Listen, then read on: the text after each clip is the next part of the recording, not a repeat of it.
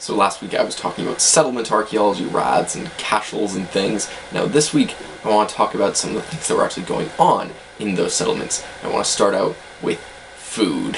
Now, this is another bit of archaeology that most people don't really think about. It doesn't really fit that Tomb Raider Indiana Jones idea of archaeology, thinking about, what were these people eating? Doesn't really fit in at all with trying to steal the golden idol from the Temple of Doom, or whatever it was that Indiana Jones was doing. But if you think about how much of your life you actually spend eating and how important to your life it is, seeing as it sort of keeps you alive, it actually is something that archaeologists are very interested in. It's actually also something that there's a lot of evidence about and something that we can learn a lot about. And it just tells us a lot about the ways that people lived. And because so much of our life is, in most societies, organized around how we get our food, it's a really significant part of learning about what people's lives were like. Now, as we go along here, you're going to realize fairly quickly that there's something sort of odd about me. I own perhaps an unusually large collection of pieces of dead animals. They were all collected very peaceably by animals that I did not kill myself, I'm going to disclose. So, you've been warned. Now, what were people actually eating back in Britain and Ireland in, say, the early medieval period, because that's the time that I know most about? Well, the thing that you'll run into most is cows. People in Ireland especially loved their cows. If you look at Irish myths, you'll run into ones like the Táin Bó Cúailnge, which gets transliterated as the cattle raid of Cooley. I don't really know how you get Cooley from Cúailnge, but apparently people did. But anyway, it's the cattle raid part that we're interested about. Cattle are big animals. They produce a lot of meat, but they also produce things like dairy, and we know from these stories that we have, these myths from Ireland especially, that cows were really associated with status. People who had a lot of cows were really rich. They were the head honchos, and people had a thing about showing off how head honcho they were by stealing each other's cows in cattle raids. I remember from last week I was saying that people kind of had a thing for security. The fact that they were running around trying to steal each other's cows was kind of part of that. Now, in Ireland, they have the Kerry cows. They're these adorable little brown cows that took quite well to the land in Ireland. If you actually go there, we kind of think of it as pretty, rolling green hills, fairly nice and amenable to agriculture. It's just kind of the quintessential green countryside. In fact, for a lot of history, Ireland had more trees than it does now, and a lot of it is actually really rocky and boggy. It's not that great for agriculture, but cows can take to it quite well because they can graze on all the grass that grows there and makes the Emerald Isle green.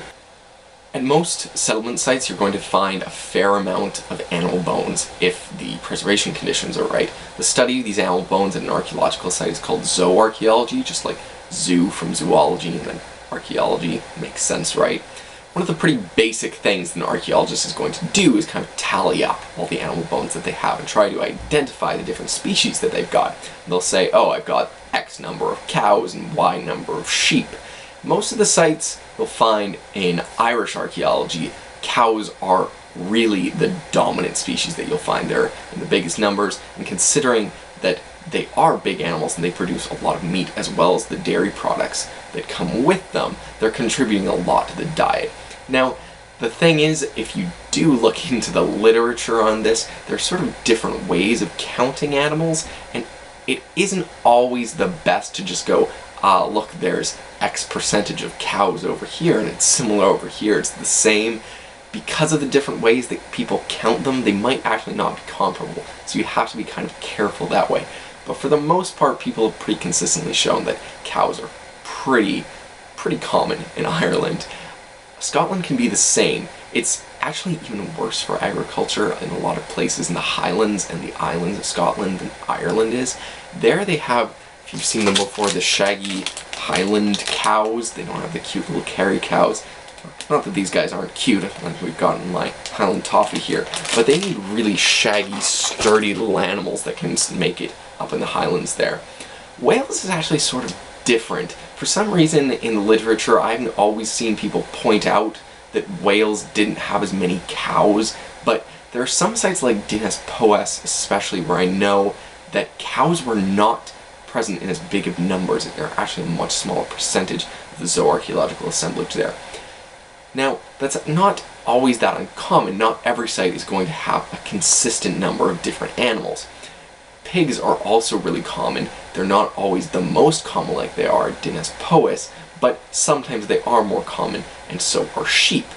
Here's a sheep bone. Fun fact, sheep are basically indistinguishable in the archaeological record from goats, but we pretty much know that there weren't really goats in Ireland and other parts of Britain in the medieval period, so we're pretty sure that when we find bones that look like this, they were coming from sheep. And there are some sites, like Ilan Lohan, where you'll find lots and lots of sheep bones, and that's an island. There are some parts of Ireland and Britain that were just more amenable to growing sheep than growing cows. Kind of makes them sound like crops when I say them growing sheep, but I think you know what I mean. We don't have as much evidence for poultry being raised in Britain and Ireland in the medieval period. A thing you have to think about with that, though, is were people actually not raising poultry, or do we just not have the evidence? This is a chicken bone that's been preserved for me. I'm not sure if you can see this on the camera, it might not show up, but it's actually almost translucent. You can sort of see through it.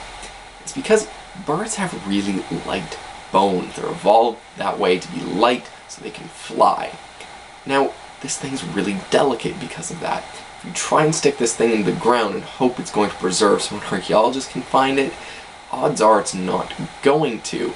So, are we just not finding the bones from the chickens that were being raised? It's kind of hard to say.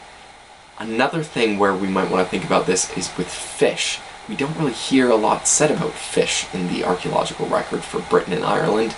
The thing was, they're both islands. Why would people not be eating fish? There's lots of salmon in parts of like Scotland, really good salmon runs. Why would people not be exploiting that resource? Maybe they were, and we just don't find the evidence. Fish bones are really, really small, really delicate in a lot of cases. Even though they have tons of them, they can be really hard to find. In other places like Viking Scandinavia, people have thought the same thing. Oh, they're not eating fish. I guess that's just the way they are. But it could be that archaeologists just aren't finding them.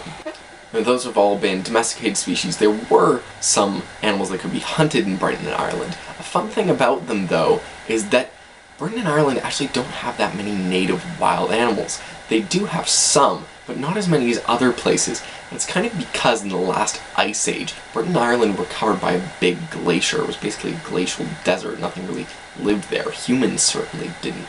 And when the ice started to melt, they weren't connected to the continental landmass for very long before the water started coming high enough to cut them off. So nothing really had a long time to establish itself. Some species did. There were like wild boars that got hunted, and sometimes we find evidence of them. There were things like rabbits that people could have hunted. A big one was deer. I guess this pelt I have isn't really the right kind of deer because it's from near where I live. But there were definitely red deer in Britain and Ireland that could have been eaten. So far we have cows, pigs, sheep, maybe poultry and fish, deer. You're probably wondering, so were they carnivores? No, they were not. The thing about plants, vegetables and things in the archaeological record is that they're not quite as visible. When we have things like bones from animals, they preserve relatively well, and they're pretty easy to find when you start digging up an archaeological site. Plants can be very visible if you know where to look, especially in pollens. Pollen preserves ridiculously well, and you can find a lot of it. It's just a more specialized field that hasn't always been done. So especially in older books, you don't hear people talk about it, we just don't know as much about it. And since plant remains don't preserve themselves unless they're like carbonized, sometimes you might find the seeds that get caught in a hearth or something. We just don't have the actual plants to look at in the same way as the remains of the animals that people were eating. We do know, especially from literary sources, that people were growing things like oats, barley, kind of hardy grains that would grow in these kinds of places. They were also having different vegetables like kale, leeks, which are now kind of a national symbol of Wales, cabbage, onions, these kinds of things. There is also some really interesting archaeology, if you're interested in this kind of thing, from fields and the way fields were set up. because people delimited the different areas where people got to do their farming, we find different things like field walls. If you kind of picture rural Britain and Ireland, there's kind of that image of little built-up stone fences. It's not always exactly like that, but there are different bank features and walls that we can find all over the place that kind of show us the way people were organizing fields. It's also kind of interesting that you can see it changes over time, the different ways that people are choosing to organize themselves in the stuff that they're farming. Another thing that's interesting about that is that people have kind of thought that there was more room in places like Ireland to grow crops than necessarily is associated with some of the places like Rads and Cashels that I was talking about last week. It kind of raises the possibility that there were more people in these places that are just indicated by those big, more permanent settlements. There might have been smaller, small-holding farmers in the places kind of in between those bigger settlements. It might be a bigger population than we otherwise thought, and that they were just kind of lower status, less archaeologically visible people, which is a really cool thought. Like I was saying at the beginning, agriculture isn't usually one of these things that we think of right away when we want a sexy archaeological topic. But it's actually really amazing if you understand the amount of work and knowledge that went into someone sustaining themselves in a place like Highland Scotland. Those field systems aren't that productive on their own. If you're looking for an easy time farming, that's not the right place. How did people actually do it? Well, for one, was the labor, but two, was that over time people got really incredibly smart. They knew how to fertilize those lands to make it the most productive it could be. They knew how to manage their land. Now, what was fertilizer when you couldn't just go down to Home Depot and get some? Well, we obviously think of manure. That was definitely a resource you can use to make your fields more productive, but that actually didn't even cut it all of the time.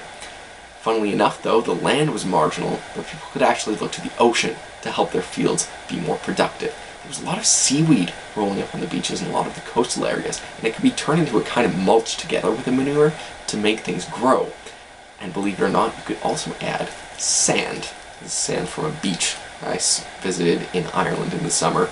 A lot of the sand in these places is fairly calcareous. It means it has calcium in it. It's sort of like Tums.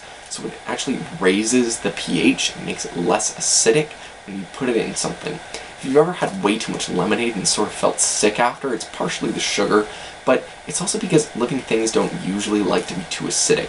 Your stomach needs to be because it has to break down your food. The rest of you, not so much. So you stick this sand, that's sort of like ground up Tums, into your field, and it helps raise the pH and help things grow.